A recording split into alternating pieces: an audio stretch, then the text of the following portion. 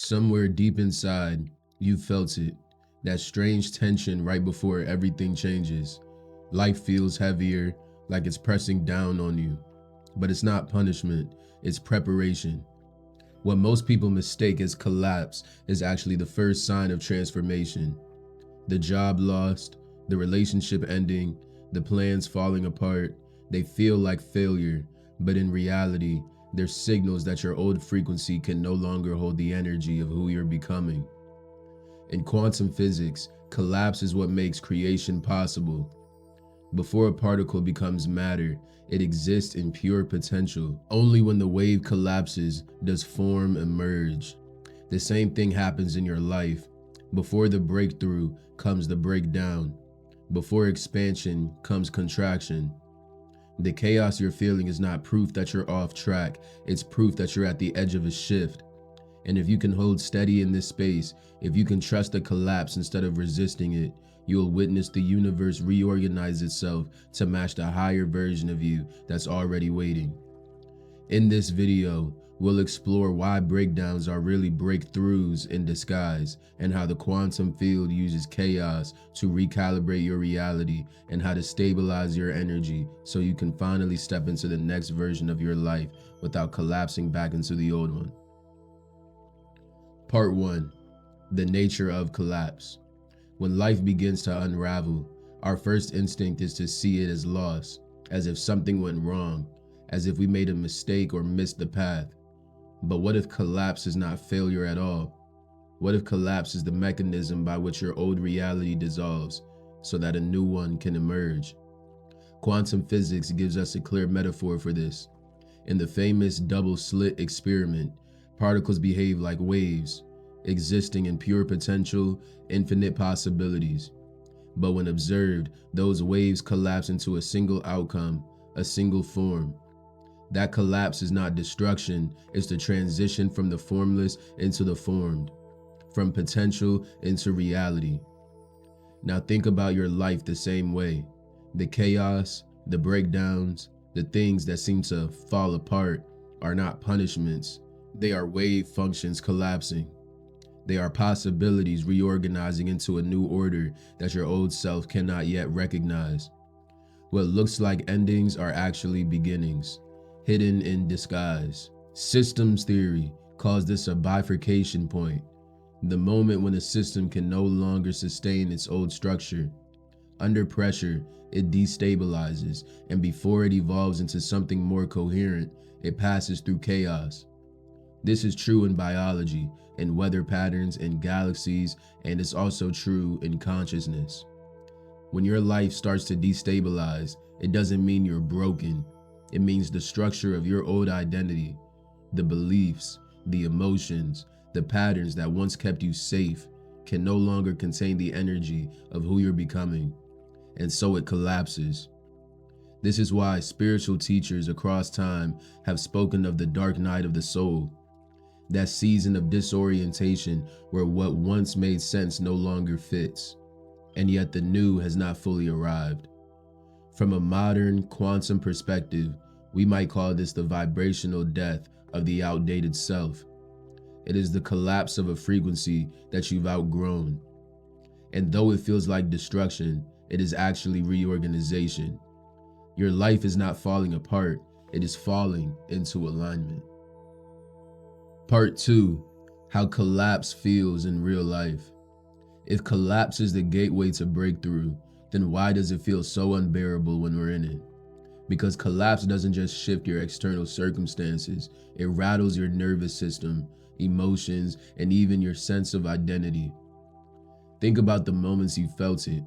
Sudden emotional surges where grief, anger, or fear rise without clear reason. One minute you feel grounded, and the next, you're overtaken by doubt. This isn't random, it's stored energy leaving your field. Patterns that have been imprinted in your body for years, sometimes decades. When you begin to elevate your frequency, those old emotional signatures cannot come with you. You might also notice old wounds and triggers resurfacing. Perhaps you thought you'd had already healed them, only for them to reappear. But this isn't regression, It's release, like sediment rising to the surface before water clears. These patterns return in order to dissolve once and for all. And then there's the disorientation. Suddenly, you find yourself questioning everything: your relationships, your path, even your spiritual practices. It feels like nothing is stable, but in truth, this isn't confusion, it's identity dissolution. The self you once were cannot walk into the timeline you're calling in, and so your inner world begins to strip away the layers that no longer serve you. Even your perception of time can shift. Days may feel slower, stretched, or surreal. And this isn't coincidence, it's your brain beginning to exit survival mode, loosening its grip on linear time as your consciousness adjusts to new rhythms of being. And here's the paradox. Within the storm, there are often flashes of stillness. You may feel sudden waves of peace or neutrality that seem out of place amidst the chaos. This is the signature of coherence. The first hints that your nervous system and your energy are stabilizing at a higher frequency. So if you're feeling the turbulence, know this: you are not losing your way, you are exiting the frequency where your old life made sense. Collapse feels like contraction, but contraction is what makes space for expansion. Part 3. Recognizing the signs of realignment. When your reality begins to reorganize itself, it rarely announces the breakthrough is here. Instead, it comes disguised in subtle but powerful signs, signals that your frequency is shifting and the old self can't hold the structure anymore. One of the first signs is emotional surges that seem to come out of nowhere. Grief, anger, fear, they rise to the surface, not because you've regressed, but because your body is clearing stored energy. Think of it like a glass of water filled to the brim. As you pour in new energy, the old contents spill over. What feels like emotional chaos is oftentimes just an energetic detox. Another sign is the resurfacing of old patterns, habits you thought you'd outgrown, triggers you believed were healed, people who embody old dynamics suddenly appearing in your life. This isn't punishment, it's the system testing coherence. The field is asking, will you choose the old identity or will you remain in alignment with the new one? Then comes disorientation. You begin questioning everything: your relationships, your purpose, even the practices that once anchored you. This is not confusion, it's identity disillusion. The scaffolding of the old self is falling away, and in that in-between phase, it feels like the ground beneath you is unstable.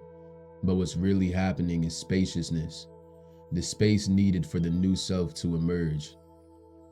Time itself can even begin to distort. Hours drag, days blur, reality just feels surreal. This happens because your brain is leaving survival mode, shifting away from the narrow focus of stress into a more expansive awareness. It can feel unsettling, but it's also a sign your nervous system is attuning to a higher frequency of presence. And then, almost paradoxically, stillness begins to appear in pockets of your day. In the middle of external chaos, you feel moments of strange peace, like silence breaking through noise. That's coherence forming. That's your field stabilizing into a new pattern. And if you notice these signs, emotional surges, resurface patterns, disorientation, time distortion, moments of inexplicable peace, don't assume you're failing. Recognize them as confirmations that the shift is already happening. You are leaving one frequency and calibrating to another. The discomfort is not the end of the process, it's the evidence of the process. This is what most people miss. They interpret the turbulence as regression and collapse back into old cycles. But if you can recognize these signals for what they are, markers of reorganization, then instead of resisting, you can cooperate with the field. And cooperation, not control, is what allows the new reality to anchor itself in. Part 4, Integration. So now we arrive at the most important part of this entire process. What do you actually do when the collapse happens? When everything feels unstable, when the ground beneath your feet seems to vanish, how do you hold yourself steady and allow the shift instead of fighting it? The first step is to understand that collapse is not personal, it's mechanical, it's vibrational. Just as in physics, a system under pressure reorganizes into a higher state, your consciousness is undergoing that same restructuring. If you take it personally, why me? Why now? What did I do? You fuse back with the old self and anchor the very frequency you're trying to release. The field will reflect that contraction, but when you remember this is the recalibration, you create space for the new frequency to stabilize. The second step is nervous system regulation. Remember, the body is the anchor of the signal. If your nervous system spirals into panic, your field contracts. But if you breathe deeply, slow your heart rate, and bring yourself back into coherence, your field expands. This is why practices like breath work, meditation, and even stillness are not luxuries, they are technologies. They allow your biology to match the vibration of what you're becoming. Third, shift your perspective from resistance to curiosity. Instead of asking, why is this falling apart? Ask, what is this making space for? That single reframe transforms chaos into clarity. It stops you from gripping the dissolving structures and opens you to the frequency of what's emerging. Remember, what looks like loss is often just clearing. It's often just detoxing. What feels like rejection is often redirection, and what appears as destruction is often reorganization. Fourth, anchor the new identity. Every collapse is an invitation to choose, to step back into the old self who clings to safety, or to embody the version of you who is already coherent with your next reality. This doesn't mean faking confidence or forcing positivity. It means subtly embodying the energy of your future self in the present moment. Walk how they would walk, talk how they would talk. Make one decision, no matter how minuscule, from the thought of that higher frequency. Each choice is a vote for the timeline you're stabilizing. And finally, cultivate trust, not as a belief, but as a frequency. Trust doesn't mean you know the details. Trust means you know the direction. It means you're willing to feel the discomfort of the unknown without collapsing into fear. It means breathing through the instability and remembering that the collapse is evidence of expansion, not failure. When you integrate all of this, you stop seeing chaos as punishment and start seeing it as proof. Proof that the field is rearranging. Proof that the work is working. Proof that your frequency is rising. The collapse is not the end of your story, it's the rewriting. So when life shakes, don't contract, breathe deeper. Anchor your signal into reality, and remember that your future self is already here, waiting for you to align. In conclusion, if you're in the middle of chaos right now, if it feels like life is unraveling, then remember this: you're not falling apart, you are being reorganized. What looks like endings are often beginnings in disguise. What feels like collapse is simply the field clearing away everything that no longer resonates with who you're becoming. Your job isn't to control the storm, it's to remain present throughout, to keep breathing, to keep trusting, to keep aligning with the version of you who already exists beyond this turbulence.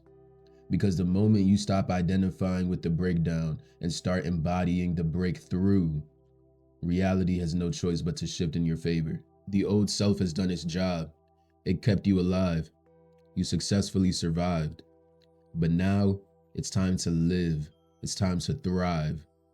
It's time to embody your next frequency and to step into the reality already waiting for you. And if this message resonated, if it reminded you of the deeper truth that collapse is creation, then make your presence known in the field. Leave a comment below and anchor this declaration. I trust the process of becoming my highest self. And if you're ready to keep rising, to keep aligning, then subscribe, not just for more videos, but to stay connected to a frequency that supports your transformation. Because the shift doesn't just happen once, it happens every time you choose to stay coherent when everything feels chaotic. This is your invitation to keep choosing, to keep breathing, to keep becoming. And I'll be here walking this path with you.